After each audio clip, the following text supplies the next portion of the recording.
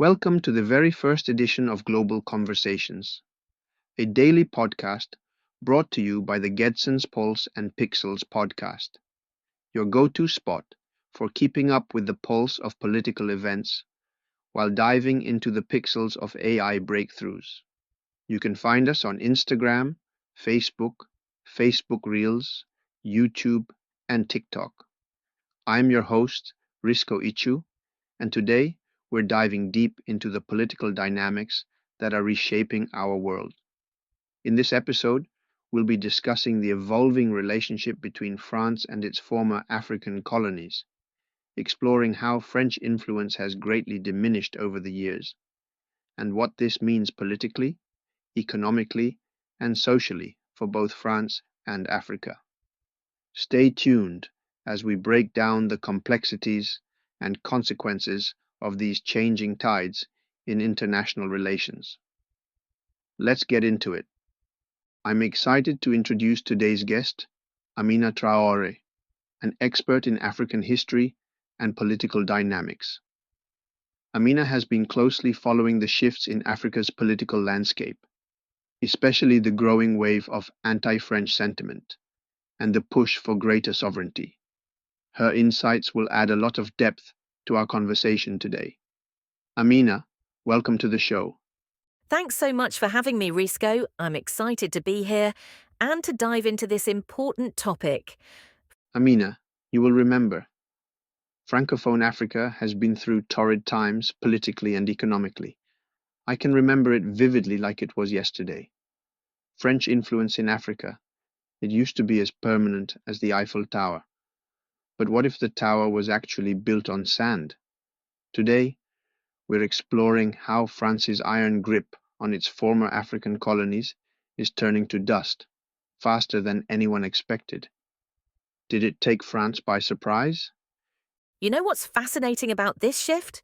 It's happening without a single shot being fired. We're watching decades of colonial power just evaporate. Ha ha ha ha ha ha ha. Oh my God, that's wonderful. It is astonishing. Amina, today we've got an interesting conversation lined up. Let me take you on a trip down memory lane. A few years ago, around 2012, I had a really eye-opening experience while trying to ship some farming tools to Cameroon. Yes, a tractor, and a few other items. And while navigating the logistics, I stumbled upon something that really caught me off guard. So, Amina, it turned out that a small specialized seaport in France was primarily intended for goods that came from Africa, bananas, food, and timber, particularly from Cameroon and other Francophone countries. I had no idea that such a specific part existed for these African exports, and it was a real shock to me. But here's the kicker. France, for example, has long been one of the biggest timber producers globally, yet they don't even have a single mahogany tree in their entire country. So, where do they get all of this timber? From their former colonies in Africa, countries that have been subjected to economic exploitation for years. Amina, can you imagine that? These countries, rich in natural resources, have been stripped of their wealth while their people continue to suffer. And for what? So that France, and perhaps other Western nations, could squeeze every bit of economic value out of Africa. It was astounding to realize that a whole part of the international market was focused solely on goods from Africa. Wow, Risco, that's really eye-opening. So much of the history behind these trade practices is hidden, isn't it? Exactly, Amina. And it doesn't stop there.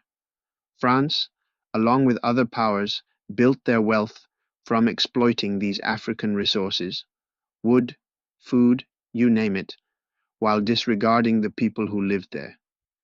It's no wonder that the exploitation continued for so long. But as the saying goes, nothing lasts forever, right? Things are shifting now, and we're seeing change. The Chinese, for example, have stepped into the timber market, taking a more active role in buying African wood. This shift, of course, isn't perfect, but it signifies that the days of European dominance are waning. It's so unfortunate that it took this long for any significant shift to happen, but you're right. Change is inevitable. The reckoning is here, whether the old powers are ready for it or not. Spot on, Amina. Africa has been exploited by Western powers for its resources, but there's been a noticeable shift in recent years.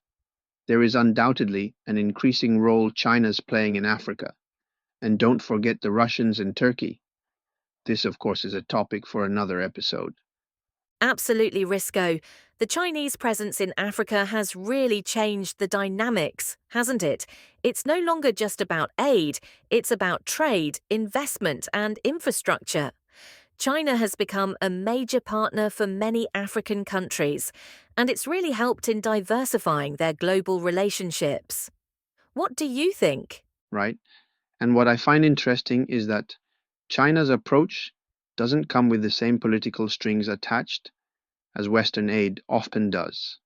It's not like the West, where you often see aid tied to conditions like economic reforms or political alignment. With China, it's more about mutual economic benefits, which is actually good for the people of Africa, as long as their leaders can channel these resources to the citizens in the right way, isn't it? Exactly.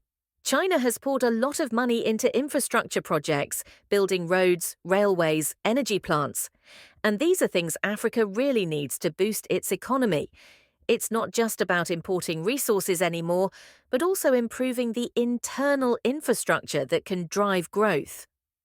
Regrettably, corruption remains a significant issue in many African countries, where those entrusted with overseeing projects often divert resources for personal gain. This is deeply unfortunate, and we hope that more individuals will begin to prioritize the well-being of the public over personal interests. And Amina, this shift is significant because it gives African countries an alternative to that Western dependence. Instead of being tied to Western economic systems, which often come with conditions or exploitation, African nations now have the chance to pursue more independent development paths, right? That's the key point, Risco. Having China as an alternative partner means that African countries can leverage their own resources and make decisions based on their own needs, not just what Western powers demand. It's about more agency and more control over their futures. It is indeed crazy that certain countries are still enslaving others for the sake of dominance and resources at the 21st century and in the AI-powered world. Humans can never be trusted, do you reckon? Of course, Amina, however, it's not all sunshine and roses.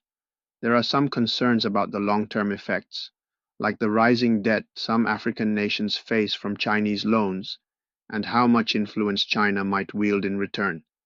But I'd argue this relationship has still opened new doors for Africa that weren't there before.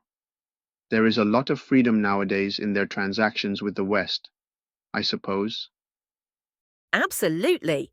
The relationship is far from perfect, but it's a step towards breaking away from the historical pattern of exploitation and control. It's offering African nations a wider array of options to choose from, and that's empowering. Definitely. It's about balance, right? Using this new partnership to fuel growth without falling into new forms of dependence. It's all about navigating that path carefully. Exactly. And the fact that Africa now has more choices and can negotiate better deals on its own terms is a huge step forward. The more diversified these relationships become, the stronger Africa can stand on the global stage. Well said, Amina. We'll have to keep watching how this evolves. There's definitely a reckoning on the horizon for global power dynamics. Absolutely. And it's about time that those countries who've been taken advantage of for so long get the opportunity to reshape their own future. It's a tough road ahead, but change is the only constant. Well, it's going to be interesting to see how it all plays out. The world's definitely changing, and Africa is playing a big part in that transformation. Amina, right you are. And with that, we'll be right back after this short break. Stay tuned. Let me share something remarkable about diminishing French influence and how exposed it has become. In just the past 2 to 3 years, French troops have been expelled from Mali, Burkina Faso, Niger, Chad, Senegal, and Côte d'Ivoire. That's 6 countries where France once called all the shots. Hmm. And these aren't just isolated incidents, right? There seems to be this whole wave of change sweeping across the continent. Well, here's what makes this so incredible. We're seeing the CFA franc, a currency that's been tied to France since the 1960s, being challenged by something called the ECO. It's like watching economic independence unfold in real time. Though I imagine France isn't just sitting back and accepting all this quietly. Oh, you know what's really interesting about that? French companies like Total and Bolloré, which have basically had a monopoly in these regions for decades, are suddenly facing serious competition, not just from China, which has invested over $150 billion in Africa since 2000, but from growing African corporations too.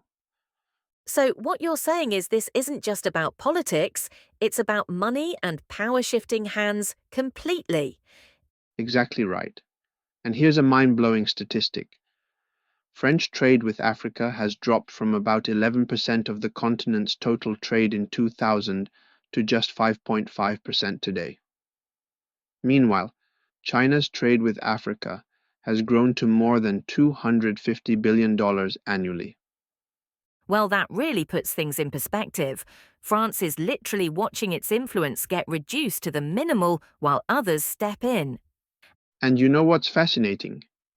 The cultural shift might be even more dramatic than the economic one. French used to be the language of success in these countries. Now, English is becoming more popular, and local languages are seeing a huge revival, Like how Afrobeats and African fashion are becoming global phenomena, completely independent of French influence.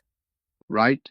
And get this, African content creators on social media are reaching millions of viewers with content that celebrates local cultures and languages. It's like watching a whole generation just skip over France entirely. Though I wonder about the challenges these countries face as they navigate this transition. Well, here's the thing. These nations are getting much smarter about, That's quite different from the old days when France could play these countries against each other. and here's what really shows how times have changed.